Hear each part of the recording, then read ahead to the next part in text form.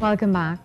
Well, the United Kingdom will host the Commonwealth Heads of Government meeting this year from April 16th through to the 20th in London, as well as several stakeholder forums that preceded the Shogam.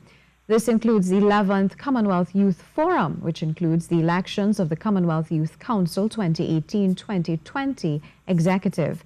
Trinidad and Tobago will have its fair share of representation for the post of Caribbean and America's regional representative, among others. Joining us on set is Kendall Vincent, and he is contesting the post of regional rep of the Caribbean and America's region. Welcome. Good morning. Now, there's a lot you have to prepare for. First of all, what are the roles and responsibilities of this particular post that you're contesting? The role of the Caribbean and the Americas rep is responsible for bringing the services of the Commonwealth or programs from the Commonwealth Youth Council and feeding it directly to the region. But most importantly, apart from that, is that the regional rep is the frontline person to represent and advocate for the interests of the young persons across the 13 member states that makes up the Caribbean and the Americas region, which also includes Canada as well. So you're talking about advocating for young people. What sort of issues would you be raising? Well, in the upcoming elections, the theme of the Commonwealth Heads of Government meeting is towards a common future. So my manifesto basically was hinged upon towards a sustainable future.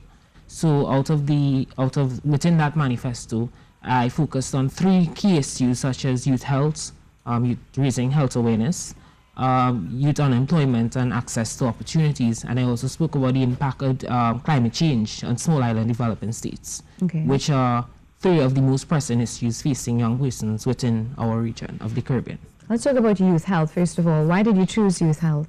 Youth health has always been one of those issues that has been close and dear to my heart, most directly HIV and AIDS awareness. I think that young persons, sometimes we think that we're young and we have a very flippant approach to our health. We don't take it seriously until something happens. So it's important for young persons to make the correct decision making, to make correct decision making skills, so that at this early stage, so like leading on to future, healthy, long and healthy. Yeah, I think that could also build into your sustainable future, job-wise, etc.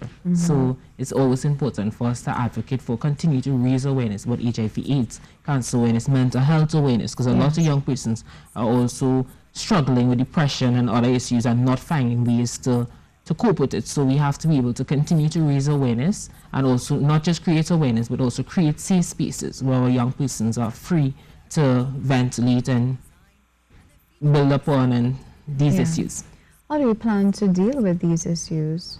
Being the Commonwealth Youth Council is the largest, one of the largest youth representative body.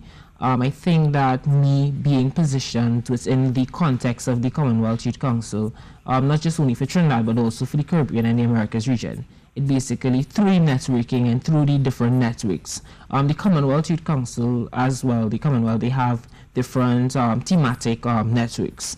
So me being in the position of Caribbean and the Americas rep, it gives me a position or allows me to kind of like marshal or synergize those different networks to the benefits of young people. And apart from that as well, it also we also talk about regional integration, and I think that we have different organizations, regional bodies across the Caribbean. It must be a multi-sectoral, multi-dimensional approach, collaborating with the Ministry of Health, the National AIDS Coordinating Committee, and different organizations. So I think, me being in the position of Caribbean and America's rep allows me that platform to further build up on the work that I've been doing, as you will be aware, locally here. Now, you talk also about youth unemployment. Now, we understand that our population is increasingly educated because of GATE and other mechanisms in place, but yet we have an issue of unemployment. How do you plan to deal with this? The issue of unemployment, one of the things that, I have put forward in the manifesto, advocated for the use of we have programs within Trinidad and Tobago that deals with, such as the OGT program and different, but another thing that we're looking into, not just, the amount of young persons that are coming out into the system that are educated. So we have to begin to be very creative. We have to look into youth in agriculture, entrepreneurship. So one of the things that I put forward, or one of the ideas, through consultation with young persons, both locally and across the region as well, is that, promoting entrepreneurship, having, through our entrepreneurship, youth entrepreneurship mentorship scheme, where we're tying persons to successful business persons to mentor those young persons. And apart from that, through the use of the business pitch competitions, so that we can bring so it's basically through one of the things, one of the key areas in terms of dealing with youth employment is encouraging young persons to not just get involved in not just be looking for a job, but through entrepreneurship, through diversifying, getting involved in culture, sport, tourism, and also apart from that, different finding different creative ways such as agriculture to move forward in terms of employment. Okay. You also mentioned climate change. Why is this a heavy issue in your heart? Well, as we all may know, with the recent, a couple of months ago, last year, we were faced with devastating hurricanes across the Caribbean, more so through Dominica and Antigua and Barbuda, and a lot of the smaller islands within the Caribbean were really affected through Hurricane Maria and Hurricane Irma. And, we as the Caribbean and the American regions, we're a grouping of small island developing states. We're surrounded by water, and I think that climate change and the issue and the impact of climate change is important. So, one of the things is, because I also wanted to be, I didn't really want to see that, we have to be very realistic. We have to set smart, realistic goals. And a lot of the things, if we are to achieve a sustainable future, is through collaboration. And I think that, the agencies we've developed an approach where we're pretty much reactive instead of being proactive. So I think that we have to continue to raise awareness, and how could we treat with that as young persons is through anti-pollution campaigns, keeping clean spaces, just basically respecting a simple thing as respecting our environment, not throwing things out of the window, and just continuing to build awareness from the young one, go straight up to the adult. It also takes some level of personal responsibility as well. How did you get involved in this? How did I get involved in the Commonwealth Youth Council and this election? For most of you all who've been following me, I've been the chairman of the Trinidad and Tobago Youth Ambassadors. I've been doing youth work for the past 12 years.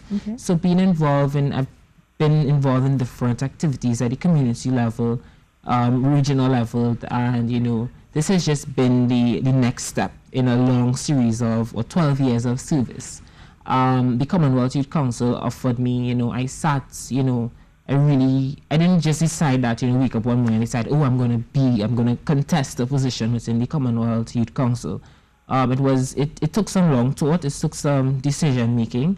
A couple of months ago, last October, I would have represented Trinidad and Tobago at the Caribbean Youth Leaders Summit. And coming out of that, and coming out of some of the ideas and it was about a grouping of young persons, young motivated persons from across the region, sharing ideas, coming up with position and policy papers. And the young persons, a lot of persons would have reached out to me from across the Caribbean and indicated, they have seen the work that I've done, and they think that at this time, moving forward, the Commonwealth Youth Council requires strong, experienced leadership. And I think that was one of the reasons why, and it's also good as well, Trinidad and Tobago, we have in Nicola Edwards, the outgoing Vice Chair of Policy and Advocacy. So it's important for Trinidad and Tobago to see the importance of having that seats at the table and being represented. So it was a matter of, it was a decision that was taken into consideration about not just with Trinidad and Tobago interests, but also that of, the interests of the young persons within the region as well. And all preparations in place for your trip? Preparations has been going good on the campaign side of things, reaching out to the delegates, because all 53 member states are, so campaign is going extremely well. In terms of the one on the downside of things, we a couple of days away, and I'm still looking, I'm still awaiting confirmation as to flight arrangements and tickets. So from whom? Not just I've reached out to different stakeholders, not just the government, and right now we're coming down to the end, and it's still pending on both ends, both private and government sector. So, I'm just basically going to take the opportunity to implore persons to support as much as possible. Reach out to me, Kendall Vincent, on Facebook. You can also contact me directly at 463-3350 and just try to assist or support in any way possible. That would be greatly appreciated. Great. Wow. Well, it's a pleasure chatting with you, and we wish you best of luck. You are contesting the post of Regional Rep of the Caribbean and Americas region. Thank you so much for taking the time to be here. Thank you for having me. And we really hope that sponsorship, everything would be fine. Most definitely.